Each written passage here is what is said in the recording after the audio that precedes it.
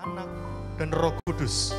Kasih karunia dari Allah Tritunggal hadir menjumpai kita semua. Amin.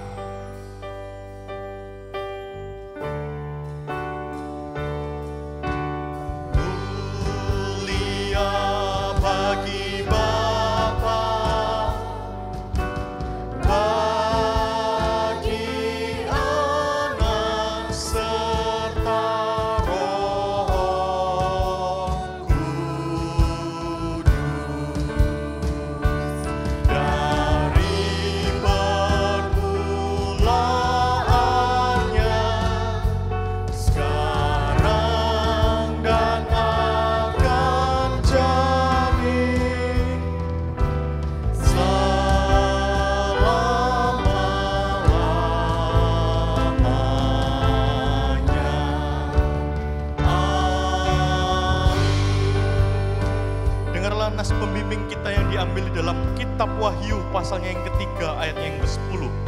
Karena engkau memelihara firman-Ku untuk tabah, aku pun akan memelihara engkau dari waktu pencobaan yang akan datang atas seluruh dunia untuk mencobai mereka yang tinggal di bumi.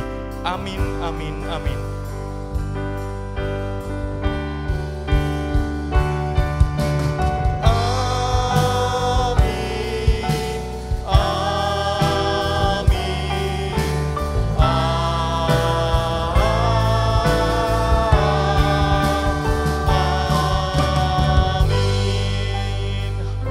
Bapak Ibu, mari kita berikan salam kita, berikan senyuman terbaik kita. Kita mau ucapkan selamat beribadah dan kita mau merayakan kasih-Nya di tengah-tengah persekutuan kita.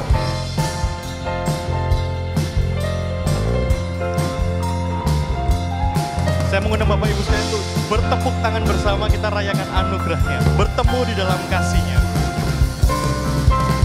Bertemu dalam kasih-Nya, berkumpul dalam anugerah-Nya, bersuka cita semua di dalam rumah Tuhan. Sekali lagi, bertemu di dalam kasih-Nya. Bertemu dalam kasih-Nya, berkumpul dalam anugerah-Nya, bersuka cita semua di dalam. Tunjuk saudara kita. Oh, saudaraku dan saudariku, Tuhan cinta dan mengasihimu. Mari kita suka cita semua di dalam rumah Tuhan.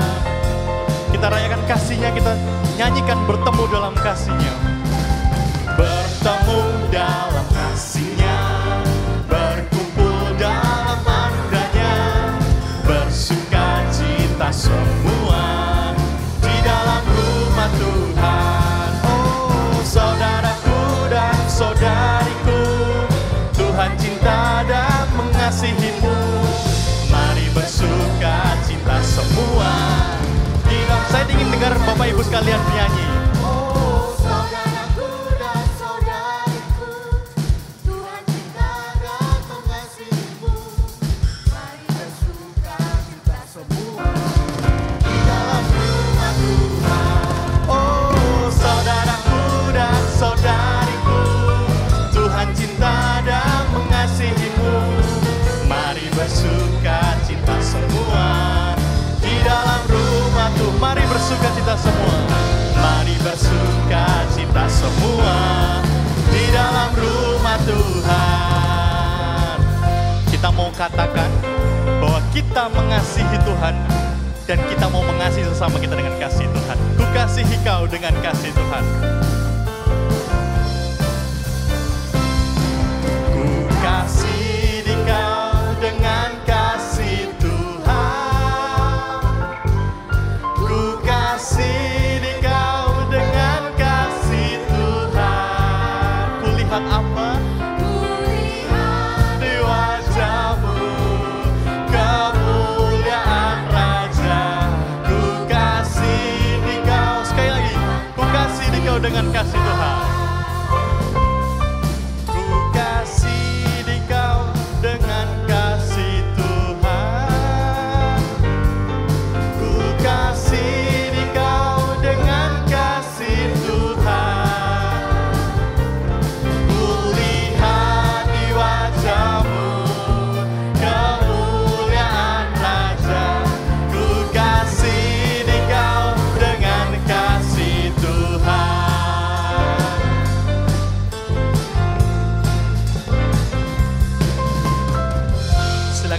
duduk Bapak Ibu. Bapak Ibu Saudara, kita adalah anak-anak yang dikasihi oleh Tuhan. Kasih-Nya yang begitu luar biasa dalam kehidupan kita, yang tidak pernah berkesudahan, selalu baru setiap harinya. Itu semua karena kitalah umat pilihannya, dan kitalah gerejanya. Mari kita bersatu hati untuk kita memberitakan kebenaran kepadanya atas dunia ini. Kami rasakan kasih-Mu Tuhan di tempat kudus ini. Kami rasakan kasih-Nya di tempat kudus ini, di tengah-tengah saudara bersatu dalam kasih,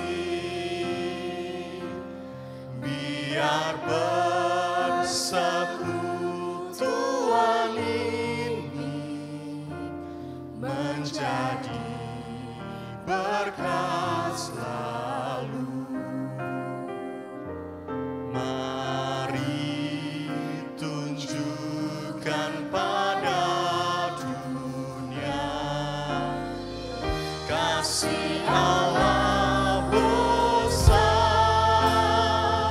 Kitalah gereja, umat pilihan, setia memberitakan firman-Nya, bersatu hati dan tenaga, bersama saudara melayani di dalam nama-Nya. Mari bergabung bersama dengan panggilan. Mari bergabung bersama, dengarkan panggilan-Nya. Mari bekerja bersama, lakukan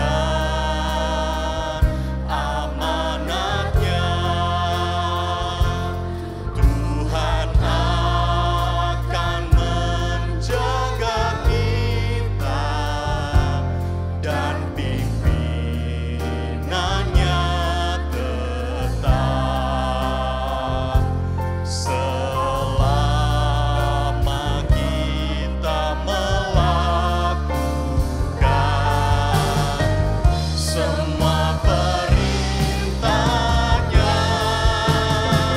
Kitalah gereja, umat pilihan, setia memberitakan firman-Nya, bersatu hati dan tenaga, bersama saudara melayani di dalam nama-Nya.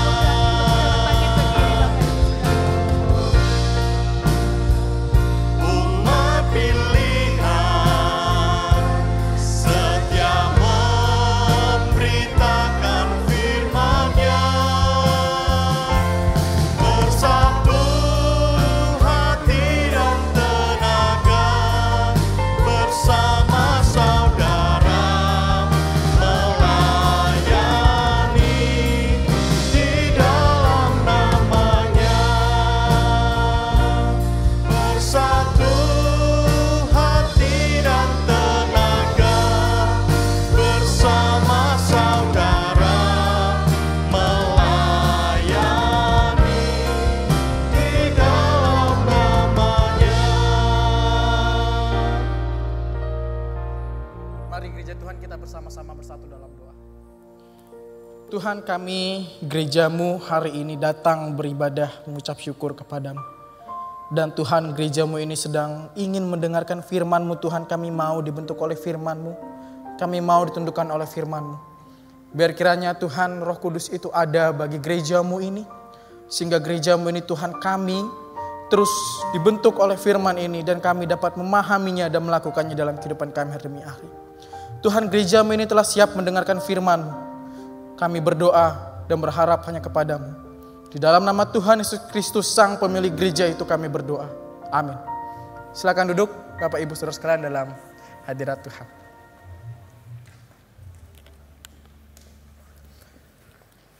Oke. Mengucap syukur hari ini kita bisa bersama-sama kembali kita bertemu sebagai gereja Tuhan. Siapa itu gereja?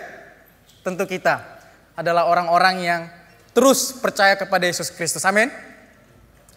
Hari ini kita akan bersama-sama merenungkan sebuah tema panggilan untuk menyambut kedatangan Kristus dengan dasar dari Wahyu 3 ayat 7 sampai 13. Kita sudah merenungkan, kita sudah membaca, kita sudah belajar banyak dari 5 gereja sebelumnya yang ada di kitab Wahyu. Dan sekarang kita akan bersama-sama belajar tentang firman Tuhan kepada satu gereja yang sebenarnya kecil, gereja yang tertolak sebenarnya, tapi ternyata ada pesan Tuhan yang luar biasa bagi gereja ini. Mari kita buka Alkitab kita di Wahyu 3 ayat 7 sampai 13. Wahyu 3 ayat 7 sampai 13.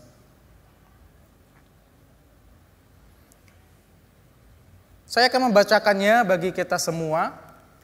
Demikian firman Tuhan di dalam Wahyu 3 ayat 7 sampai 13. Dan tuliskanlah kepada malaikat jemaat di Philadelphia. Inilah firman dari yang kudus, yang benar, yang memegang kunci Daud. Apabila ia membuka, tidak ada yang dapat menutup. Apabila ia menutup, tidak ada yang dapat membuka. Aku tahu segala pekerjaanmu. Lihatlah, aku telah membuka pintu bagimu yang tidak dapat ditutup oleh seorang pun. Aku tahu bahwa kekuatanmu tidak seberapa, namun engkau menuruti firmanku dan engkau tidak menyangkal namaku. Lihatlah beberapa orang dari jemaah iblis, yaitu mereka yang menyebut dirinya orang Yahudi, tetapi sebenarnya tidak demikian, melainkan berdusta. Akan kuserahkan kepadamu, sesungguhnya aku akan menyuruh mereka datang dan tersungkur di depan kakimu dan mengaku bahwa aku mengasihi engkau. Karena engkau menuruti firmanku untuk tekun menantikan aku, maka aku pun akan melindungi engkau dari hari pencobaan yang akan datang atas seluruh dunia untuk mencobai mereka yang diam di bumi. Aku datang segera. Peganglah apa yang ada padamu, supaya tidak seorang pun mengambil mahkotamu. Barang siapa menang, ia akan kujadikan pilar dalam bait suci Allah, dan ia tidak akan keluar lagi dari situ. Dan padanya akan kutuliskan nama Allahku, nama kota Allahku, yaitu Yerusalem baru, yang turun dari sorga dari Allahku, dan namaku yang baru. Siapa bertelinga, hendaklah ia mendengarkan apa yang dikatakan Roh kepada jemaat-jemaat. Sedemikian jauh kita membaca kebenaran firman Tuhan. Yang berbahagia adalah mereka yang merenungkan dan melakukannya dalam kehidupan hari demi hari. Bapak Ibu Saudara sekalian, kita akan sama-sama melihat terlebih dahulu sebenarnya Philadelphia ini apa, kota seperti apa, di mana mereka, kenapa ketika kita membaca tadi, mereka justru mendapat pesan yang sangat positif. Kalau kita ingat, dari 5 gereja yang sebelumnya kita renungkan, hanya ada 1 gereja juga yang tidak dikecam oleh Tuhan atau yang ditolak oleh Tuhan. 4 gereja lainnya itu memang dipuji, tapi ada juga yang dikecam oleh Tuhan itu sendiri.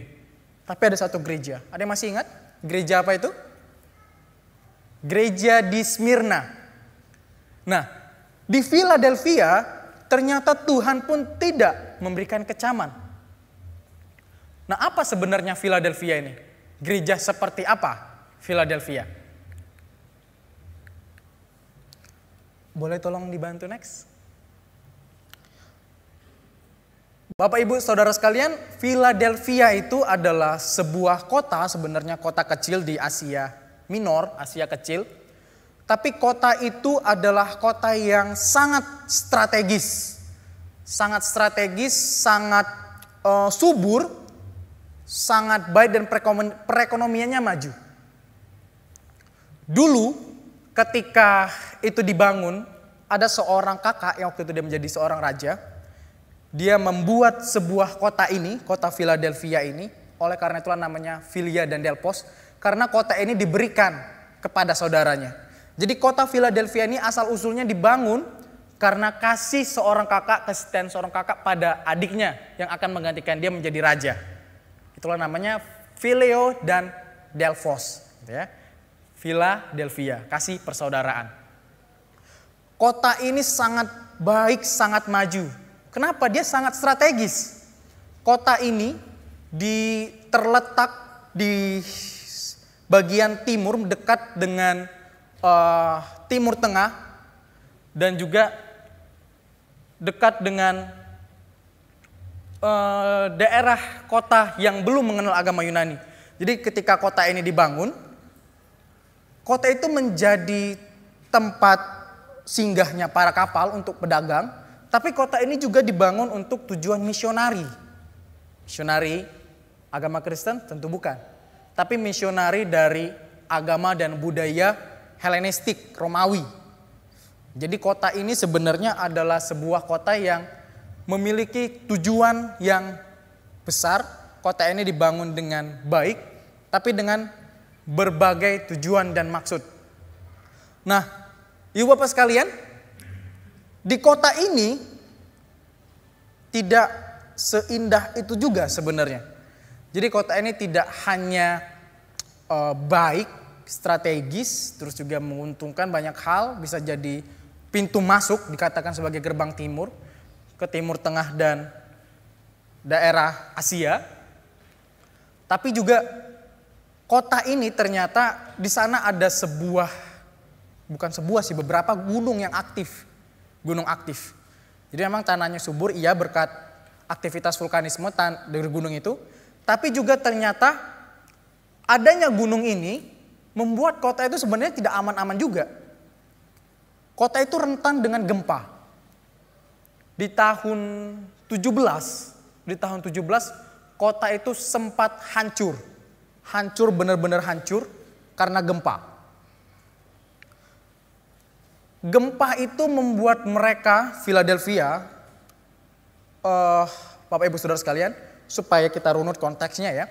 Surat ini ditulis itu di sekitar akhir abad pertama, sekitar tahun 95 sampai 96. Gempa itu terjadi di tahun 17. Jadi di tahun 17 itu hancur, benar-benar hancur. Dan slide sebelumnya, Philadelphia ya. Begini potret sebelumnya ya, awalnya. Kota ini hancur, benar-benar hancur di tahun 17. Mereka susah membangun kotanya kembali, membangun perekonomiannya, tapi memang waktu itu dibantu oleh Kaisar Romawi. Karena itulah namanya berubah jadi Neo Kaisaria sebenarnya. Tapi kota itu hancur, berantakan, tapi berusaha untuk membangun. Romawi yang dikira membantu ternyata justru menimbulkan kelaparan pada masa itu. Menimbulkan kelaparan. Kenapa? Tanah di sana memang subur, tapi pertaniannya adalah pertanian anggur. Tapi Romawi memaksa mengganti dengan pertanian gandum. Tidak berhasil dan mereka kelaparan. Dalam kondisi kelaparan, mereka juga itu masih kesusahan secara ekonomi. Mereka adalah gereja yang kecil. Kenapa gereja yang kecil? Karena banyak orang di dalam kota itu pindah keluar kota itu karena rentan gempa. Jadi gereja itu kecil, gereja itu miskin, gereja itu kelaparan. Yang lebih mesake ya, kalau bahasa Jawa itu dikatakan bahwa gereja ini pun berada dalam aniaya. Berada dalam aniaya. Saya bayangkan Bapak Ibu Saudara sekalian, kalau dalam kondisi seperti itu kita sekarang sudah susah payah, makan susah, duit tidak ada, ke gereja juga susah. Kira-kira kita masih setia nggak kepada Tuhan? Atau kita justru mempertanyakan Tuhan itu sendiri. Apakah Tuhan sungguh mengasihi aku? Philadelphia itu, jemaat gereja di Philadelphia itu berada dalam kondisi seperti ini. Yang lebih menyedihkan adalah mereka tertolak dan dianiaya. Nah Ibu Bapak, di Smyrna tadi ya, gereja yang mendapat pujian tadi. Di Smyrna kalau kita baca kembali, yang menolak dan menganiaya ini adalah orang yang sama. Tokoh yang sama, yaitu orang-orang Yahudi. Yang disebut juga sebagai jemaah iblis. Jemaah iblis. Artinya, nah ini ya perbedaannya. Tapi Bapak Ibu Saudara sekalian, di Smyrna memang kalau kita baca ya di Wahyu 2 itu jelas dan konkret bahwa dikatakan orang Yahudi itu menganiaya. Tapi ternyata di Philadelphia, Bu Bapak, tidak ada catatan yang kita baca tadi, tidak ada catatan eksplisit bahwa orang Yahudi ini menganiaya. Dan catatan sejarah ketika saya mencari tahu tentang gereja ini, tidak ada sebuah bukti konkret, tidak ada sebuah catatan sejarah yang kuat bahwa orang Yahudi itu sebenarnya punya kuasa untuk menganiaya. Mereka pun sebenarnya kelompok kecil di sana. Makanya hampir tidak mungkin sebenarnya orang Yahudi itu dapat menganiaya. Tapi menariknya mengapa di teks kita dikatakan sangat keras sekali. Yesus bahkan mengatakan mereka sebagai jemaah iblis. Jemaah iblis. Bapak, ketika kita membaca Wahyu, tidak semua hal, bahkan banyak hal yang tidak bisa kita baca secara harfiah atau itu yang dibaca berarti itulah maknanya. Tidak. Ketika dikatakan sebagai jemaah iblis, itu maksudnya bukan berarti orang Yahudi itu menyembah setan, bukan.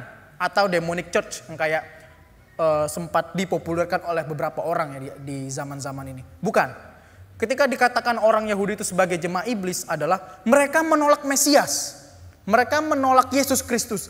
Mereka mengaku menyembah Yahweh, menyembah Allah. Tapi mereka menolak Allah itu sendiri yang datang sebagai Mesias.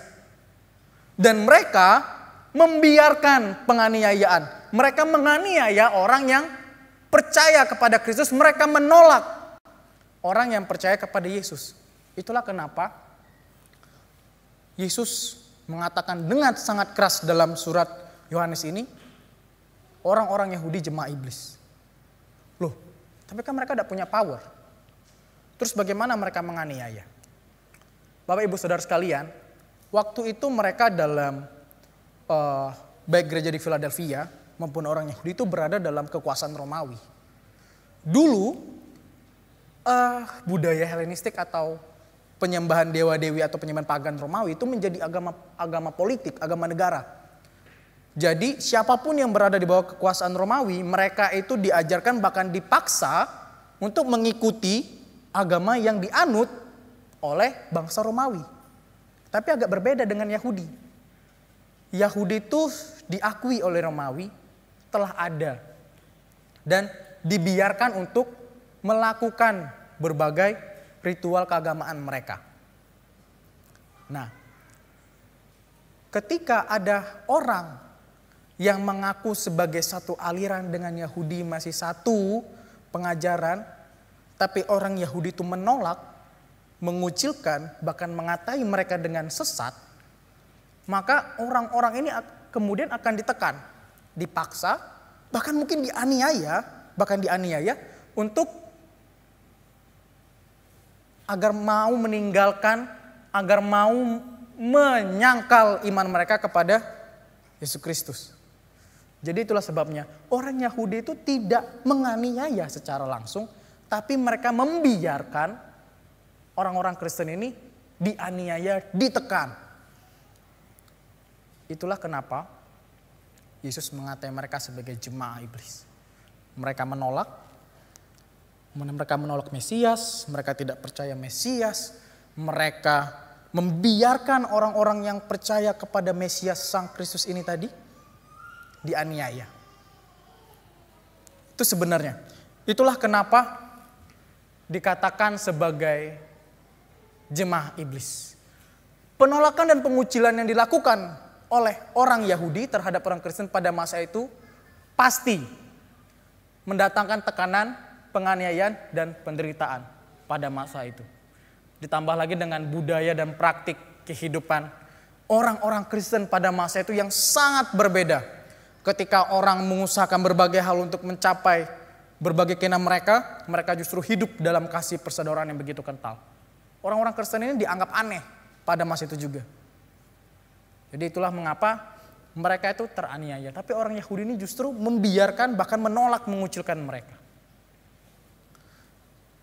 Jadi Bapak Ibu Saudara sekalian, sekali lagi saya tanya. Kelaparan, rentan bencana alam, tiba-tiba terjadi gempa gitu. Oh, rasanya agak ngeri juga Bapak Ibu. Saya pernah praktik pelayanan di Bengkulu, itu kan gempa rentan ya. Sebulan itu bisa sampai 4 kali gempa, agak horor juga. Bayangin aja, udah miskin, kelaparan, di situ rentan gempa, kamu pun teraniaya, tersiksa, terus orang Yahudi ini pun membiarkan, bahkan melancarkan penganiayaan itu dengan menolak mereka. Pertanyaannya, kalau kita di posisi mereka, apakah kita tetap setia? Apakah mungkin kita tetap setia pada Yesus Kristus yang kalau kita lihat ya, menjadi penyebab kita teraniaya? Mungkinkah kita mempertahankan iman kita? Tapi Bapak Ibu Saudara sekalian, ternyata Yesus itu sungguh baik.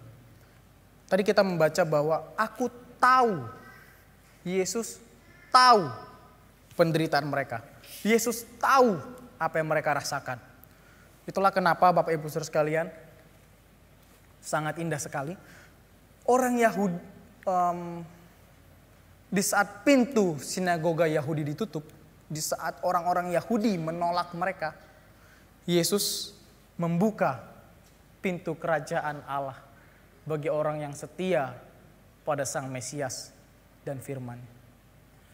Ketika mereka ditolak, mereka teraniaya karena penolakan itu, Yesus membuka, Yesus menerima mereka dalam kerajaannya. Kapan? Memang tidak pada saat itu. Tapi mereka dapat jaminan akan itu karena mereka adalah orang yang setia. Tidak hanya ini Bapak Ibu Saudara sekalian, penghiburan itu disampaikan lagi dengan dikatakan, lihatlah jemaah iblis itu, mereka akan datang kepadamu dan bersujud. Bersujud bukan berarti orang Yahudi ini menyembah atau orang Yahudi ini melakukan hal lain, bukan. Tapi mereka akan datang dan akan mengakui, mereka akan malu lagi dan mereka akan menyesal telah menganiaya mereka. Karena ternyata mereka adalah orang yang dikasih oleh Allah itu sendiri. Mereka yang selama ini merasa eksklusif, merasa bangsa pilihan, mereka merasa bahwa mereka adalah yang paling benar dan yang paling dikasihi. Ketika mereka tahu bahwa mereka selama ini menolak Allah itu sendiri, mereka akan datang ke hadapan orang yang setia. Mereka akan menyesali, mereka akan mengakui bahwa Allah mengasihi mereka. Bapak Ibu Saudara sekalian, ini suatu penghiburan yang luar biasa, menghibur hati mereka tentu. Mereka dalam keadaan yang tidak baik-baik saja, mereka diberikan penguatan oleh Sang Firman itu sendiri. Bapak Ibu Saudara sekalian, hanya ada 2 pilihan yang bisa kita temukan dalam firman hari ini. Menjadi jemaat iblis atau menjadi jemaat yang setia.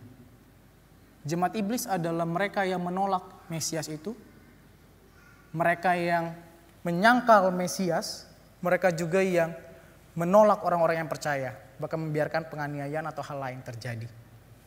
Yang setia adalah mereka yang tetap melakukan firman itu, mereka yang tetap berpegang pada Yesus dalam segala keadaan. Mana yang mau kita pilih? Kita mau menjadi gereja yang seperti apa? Kita mau menjadi jemaat yang seperti apa? Secara sadar dan secara sederhana, bahkan cepat kita mungkin mengatakan, yes, aku mau jadi jemaat yang setia. Gak mungkin aku menjadi jemaat yang iblis. Toh aku Kristen. Betul ya? Bapak Ibu, belakangan ini, beberapa waktu yang lalu, kekristenan Indonesia khususnya itu kembali dihebohkan dengan salah satu podcast dari seorang hamba Tuhan yang cukup tersohor dan terkenal yang menolak atau mengatai sesuatu kepada kelompok gereja yang lain. Wah, itu hebohnya luar biasa. Itu hebohnya luar biasa, bahkan saya juga pernah ada di komunitas online. Ada satu golongan gereja tertentu juga mengatailah, mendebatilah satu golongan gereja tertentu. Sama-sama Kristen enggak? Yes, sama-sama Kristen. Sama-sama percaya Yesus enggak? Yes, sama-sama percaya Yesus. Tapi saling menolak enggak? Saling menolak Bapak Ibu Saudara sekalian. Itu satu. Yang sering kita lihat, yang sering kita saksikan. Seolah-olah dirinya paling benar dan dia berhak menghujat orang lain yang jelas-jelas percaya kepada Yesus, jelas-jelas mengikrarkan imannya kepada Yesus. Itu satu penolakan yang biasa kita lihat, bahkan mungkin kita ada di posisi itu. Dan yang lain, Ibu Bapak Saudara sekalian, kita tuh sering berpikir seperti ini. Puji Tuhan, gereja kita bisa seperti gereja A. Gereja kita sudah hampir seperti gereja B, gereja C, dan gereja D. Puji Tuhan kita tidak jadi kayak gereja A, B, C, D, sampai Z. Bapak Ibu Saudara sekalian, itu bentuk penolakan atau bukan? Kira-kira itu bentuk penolakan atau bukan? Tapi kan itu kan menjadi satu standar supaya kita tuh bisa tahu bahwa kita ini berhasil atau tidak. Sebagai gereja, kita ini sudah maju atau tidak? Bapak Ibu Saudara sekalian, sebenarnya ketika kita mengatakan, puji Tuhan gereja kami tidak seperti gereja A, kita secara tidak langsung menganiaya mereka. Memang tidak secara langsung, tapi dalam pikiran dan mindset jalan kita. Sehingga bisa aja itu muncul sebuah worldview, gereja ini seperti ini. Gereja ini seperti ini dan itu. Bapak Ibu Saudara sekalian, memang saat ini kita tuh tidak menolak orang-orang atau tidak menolak gereja lain atau menolak kelompok Kristen lain dengan begitu kasar. Tidak. Tapi kita mau menolak mereka dalam pikiran kita, kita aniaya dalam pikiran kita. Dan yang lebih menyedihkan adalah kita menaruh sebuah standar keberhasilan pada gereja yang kita pun tidak tahu mereka berhasil atau tidak. Kita salah meletakkan nilai keberhasilan sebuah gereja. Yes, bagus kalau kita mau bertumbuh. Yes, yang mau kita kejar mungkin baik. Tapi standar gereja yang berhasil itu adalah gereja yang setia pada Yesus dan firman-Nya dalam segala keadaan sampai akhir. Itulah keberhasilan gereja. Jadi kalau dikatakan kita sudah seperti gereja A, maka kita berhasil atau apa? Tidak berhasil, Bapak Ibu sekalian. Gereja kita menjadi berhasil. Kita, jemaat yang percaya kepada Yesus Kristus dalam gereja GKMI Gloria Patri ini berhasil. Ketika kita tetap setia pada Yesus Kristus dan melakukan firman-Nya. Di dalam firman ini indah sekali dikatakan tetap melakukan firman, menjaga. Di ayat 10, karena engkau menuruti firman-Ku. Aslinya kata menuruti ini menjaga, Bapak Ibu Saudara sekalian. Dan ditulis dalam bentuk jamak. Mereka, jemaat Philadelphia itu dalam kondisi susah-susahnya seperti itu. Mereka bersepakat menjaga dan melakukan firman itu. Tidak sendirian Bapak Ibu Saudara sekalian. Siapa yang bisa sungguh-sungguh bertahan dalam kondisi seperti itu? Sendirian. Justru mereka saling jaga, mereka satu hati pikiran. Oleh karena itulah mereka bisa kuat. Mereka saling menguatkan dan mereka bisa tetap melakukan firman Tuhan itu dengan setia. Jadi kalau kita mungkin pernah terpikir bahwa aku bisa hidup tanpa komunitas gereja lain, segera bertobat Bapak Ibu Saudara sekalian sebelum semakin jauh justru dari Tuhan itu sendiri. Karena firman Tuhan secara jelas dan konkret tidak pernah menunjukkan ada satu orang yang percaya kepada Yesus dengan sungguh-sungguh, tetap setia sampai akhir, sendirian dia menghadapi segala macam itu, tapi dia tetap kuat sampai akhir. Paulus aja, rasul yang luar biasa, dia tetap punya kok komunitasnya, dia tetap punya anak rohaninya. Jadi sebagai gereja, sudah selayaknya kita semua saling menguatkan satu sama lain, saling membangun satu sama lain, agar kita tetap dapat setia kepada Tuhan itu sendiri. Tetap setia melakukan firman Tuhan, mengabarkan Injil itu. Nah, kalau kita sampai akhir, bahkan kita menemukan bahwa tiap hari, tiap minggu, tiap bulan, tiap tahun gereja kita tetap di jalan itu, baru kita mungkin bisa bersenang hati. Puji Tuhan, gerejaku mendekati keberhasilan yang nyata. 34 tahun gereja kita tahun ini. Di bulan ini kita akan sama-sama merayakannya di tanggal 29 nanti.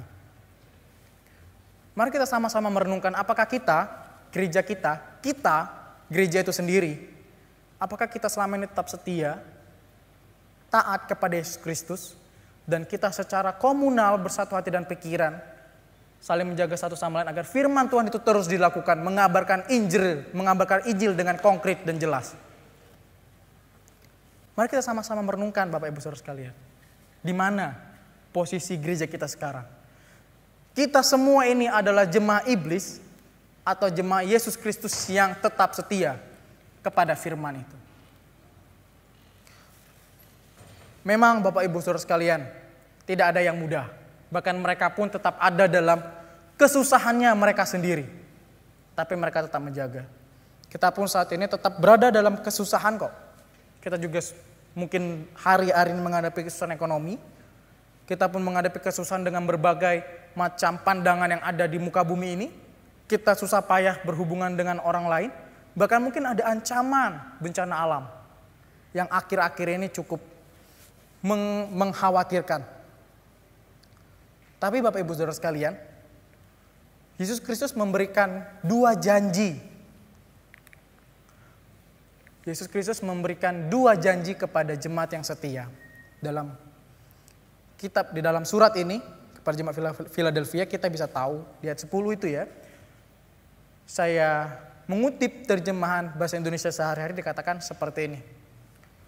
Oleh sebab kalian sudah menuruti perintahku supaya bertekun, aku pun akan melindungimu dari masa kesusahan yang akan menimpa seluruh dunia.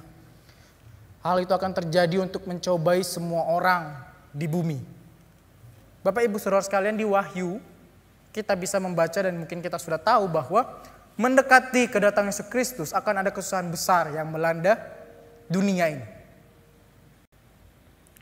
Itulah janji yang diberikan kepada Yesus bahwa Yesus akan menjaga mereka dalam pencobaan yang begitu luar biasa Yesus. Yesus tidak menghilangkan mereka.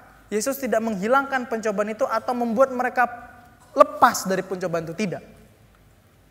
Yesus tetap membiarkan mereka ada dalam pencobaan itu, tapi Sang Mesias itu melindungi mereka.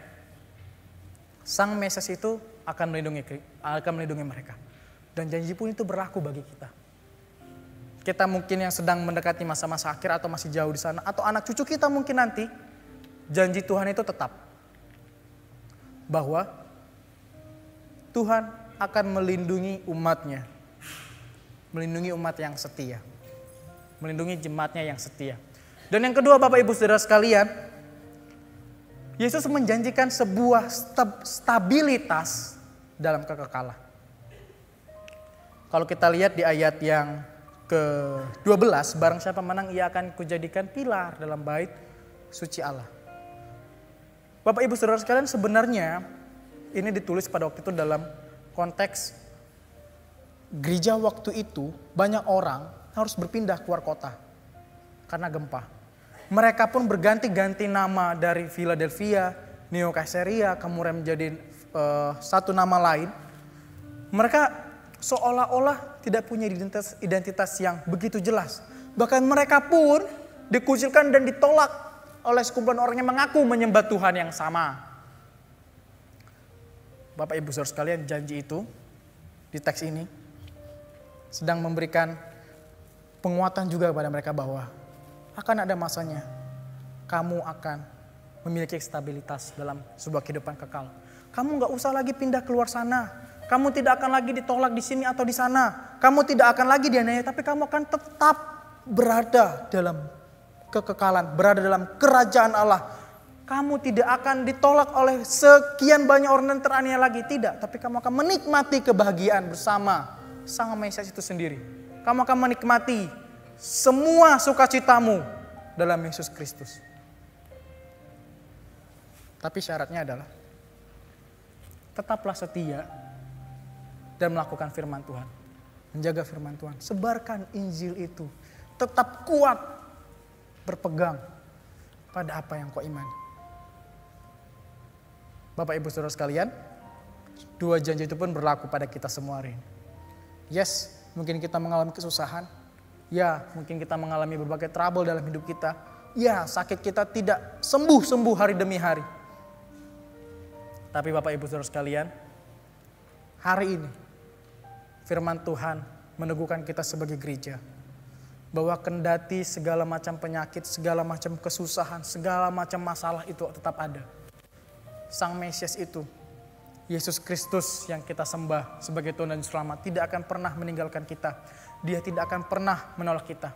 Ya, ada orang yang menolak kita. Ya, banyak orang Kristen di luar sana dikucilkan segala macam. Ya, tapi Sang Mesias itu sendiri yang punya kerajaan Allah. Membuka pintu kerajaan Allah itu bagi mereka yang tetap setia dan taat melakukan firman Tuhan. Pertanyaannya adalah, apakah kita akan tetap menjadi jemaat yang setia kepada Sang Mesias itu, atau menjadi jemaat iblis yang akan menolak, membiarkan banyak orang teraniaya, membiarkan orang Kristen lain dihujat dan lain segala macamnya, membiarkan mereka mungkin dalam pemikirannya yang sesat atau yang salah. Saya berharap kita semua menjadi jemaat yang setia, saling menjaga satu sama lain. Karena kitalah gereja, kita dipanggil untuk tetap setia dan melakukan firman Tuhan. Bapak Ibu Saudara sekalian, saya akan menutup khotbah saya dengan membacakan ayat yang ke-13. Siapa bertelinga, hendaklah ia mendengarkan apa yang dikatakan Roh dalam firman ini kepada jemaat-jemaat. Mari kita berdoa. Tuhan, berkiranya firman ini tinggal dalam hidup kami. Dan kiranya Allah Immanuel itu, Allah Roh Kudus itu beserta dengan kami dan memampukan kami untuk melakukan firman ini hari demi hari. Tolong kami ya Bapa, agar kami dapat terus menjadi setia dan kami tetap menjaga firman-Mu dalam kehidupan kami hari demi hari. Ini Tuhan kami, jemaat-Mu, ini kami Tuhan gereja-Mu, berdoa dan memohon hanya kepada-Mu, Sang pemilik gereja itu, Yesus Kristus Tuhan kami. Amin. Mari Bapak Ibu Saudara sekalian kita bangkit berdiri. Mari kita ikrarkan komitmen kemuridan yang berkata demikian. Kami bersaksi bahwa tidak seorang pun dapat sungguh-sungguh mengenal Kristus kecuali ia yang mengikutinya setiap hari dalam kehidupan. Silakan duduk. Kami segenap keluarga besar GKMI Gloria Patri mengucapkan terima kasih kepada Saudara Samuel atas pelayanan di kebaktian umum siang hari ini. Warta Jemaat Minggu 8 September 2024. Yang pertama, Persekutuan Senior. Komisi Senior mengundang jemaat berusia 50 tahun ke atas hadir di persekutuan pada hari Senin 9 September 2024 pukul 17.30. Firman Tuhan disampaikan oleh Pendeta Mira Novita dengan tema Melepas Kelekatan.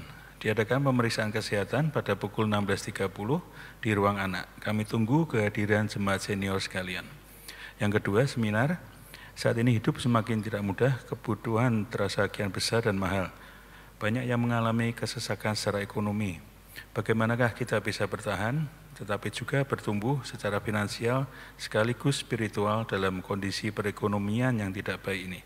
Usaha dan investasi apa yang membuka peluang di tengah kesesakan zaman ini? Doakan dan hadirilah seminar Iman versus Uang dengan pembicara Dr. Ricky S.E. pada hari Sabtu 14 September 2024 pukul 18. Jangan lewatkan acara ini. Pendaftaran ditutup tanggal 10 September. Pendaftaran dapat melalui Saudara Samuel atau Saudara Lingga.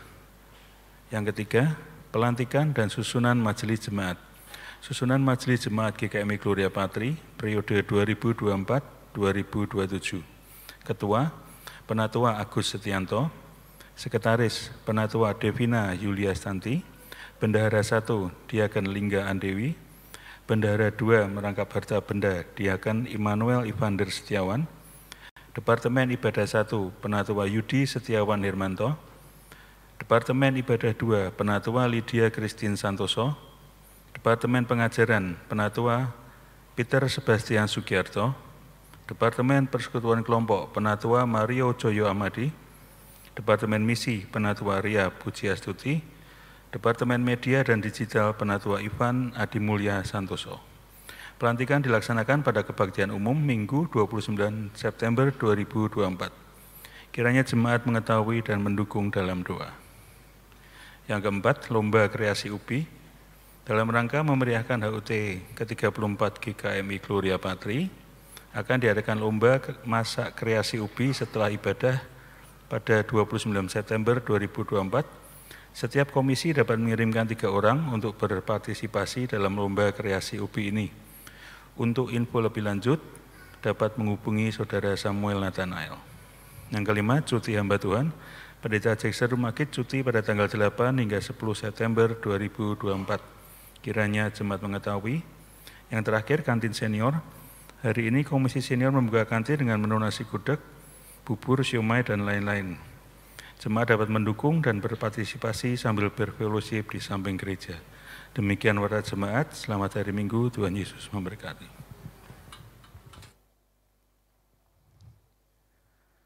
Puji Tuhan untuk firman yang sudah diberitakan kepada setiap kita.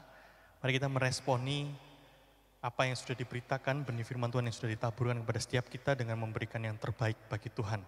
Dengarlah firman Tuhan yang terambil dari kitab Ibrani 13 ayatnya yang ke-15.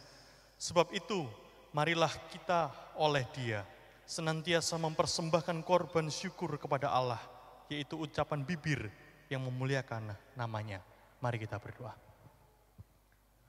Bapa, kami sungguh bersyukur untuk kebenaran firman Tuhan yang sudah diberitakan pada setiap kami.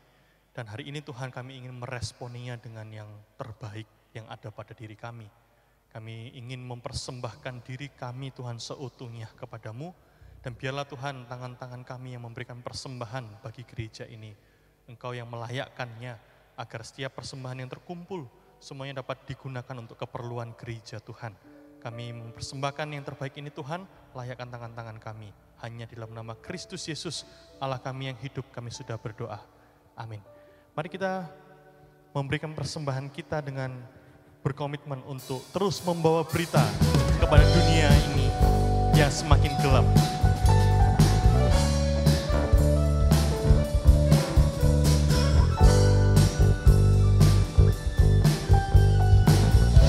Kita harus membawa berita.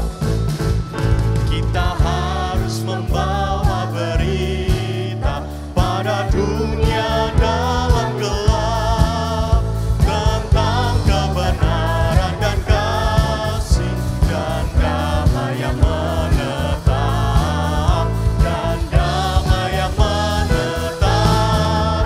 Karena gelap jadi remang pagi dan remang jadi siang terang. Kuasa Kristus kan nyata, ramani dan cemerlang. Kita harus menyanyikan kita, melembutkan hati yang keras supaya senantiasa iblis remuk dan segala lepas. Kita nyanyikan baitnya yang kedua. Kita harus menyanyikan kita, melembutkan hati lepas, supaya senjata iblis remuk dan segera lepas, remuk dan segera lepas. Karena gelap jadi remang pagi dan remang jadi siang terang. Kuasa Kristus kan nyata, ramani dan cemerlang. Bapak Ibu, kita akan berdoa untuk beberapa pokok doa kita hari ini. Mari kita bersatu hati, kita menaikkannya kepada Allah, Sang Pencipta langit dan bumi. Bapak, terima kasih untuk firman-Mu hari ini, untuk persekutuan, untuk ibadah yang kami sudah lakukan. Kami berdoa agar kiranya apapun yang kami lakukan di tempat ini Tuhan, ibadah kami, pemberitaan firman Tuhan yang sudah diberitakan, semuanya dapat berkenan di hadapan Tuhan. Dan kami rindu Tuhan supaya benih firman Tuhan yang sudah ditaburkan itu jatuh di dalam hati terbaik kami, bertumbuh subur, berakar kuat, serta dapat berbuah pada musimnya. Biarlah Tuhan buah-buah yang akan kami hasilkan pada musimnya itu dapat memberkati sesama kami yang belum mengenal Kristus, yang membutuhkan penghiburan dan kekuatan daripada Engkau. Biarlah kami menjadi saluran berkat bagi saudara-saudara kami. Bapak, kami juga bersyukur kami bisa beribadah dengan baik, kami beribadah dengan tenang dan aman Tuhan di negara kami. Kami memberkati negara ini Tuhan, dengan seluruh kepemimpinan yang ada, dan transisi kepemimpinan yang akan berlangsung di bulan Oktober nanti Tuhan. Tuhan yang berdaulat atas negeri kami. Berikan penjagaan Tuhan, berikan juga welas asih-Mu juga pada negeri ini, agar hari demi hari Tuhan, kami bisa mengetahui Allah Immanuel itu bekerja tanpa melepaskan sedikit pun genggaman tangannya kepada kami, anak-anak Allah, atau umat-umat pilihan Allah.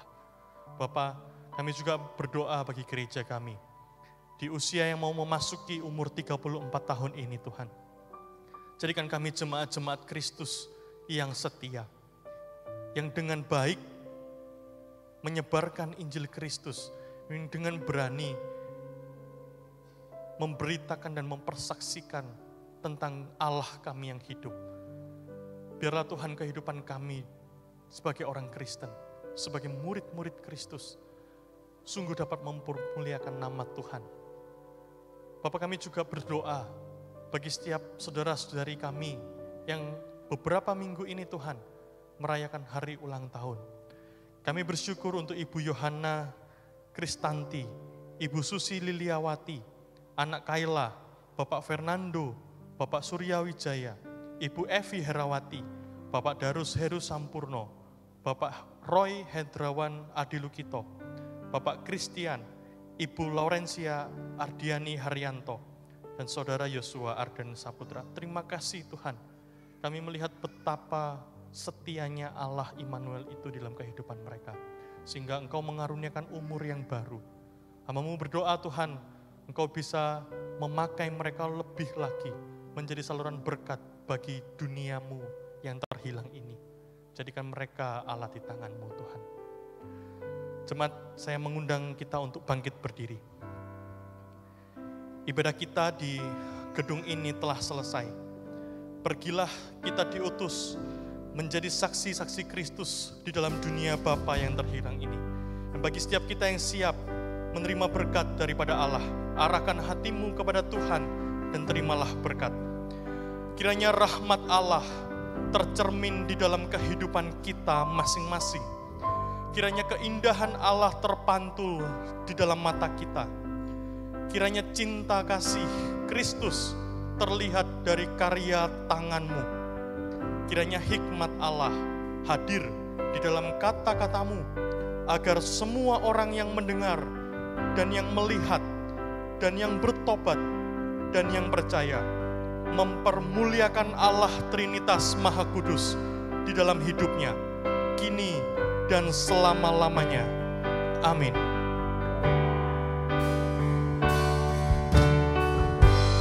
Kepada Allah beri puji,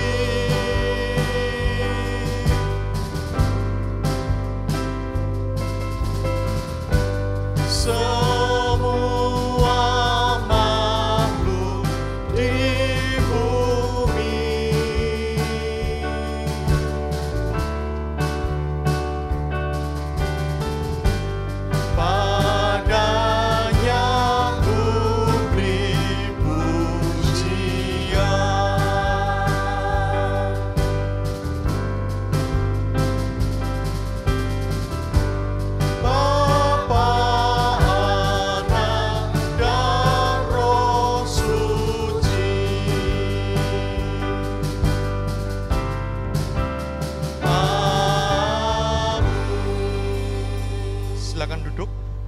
Kudus untuk kita semua.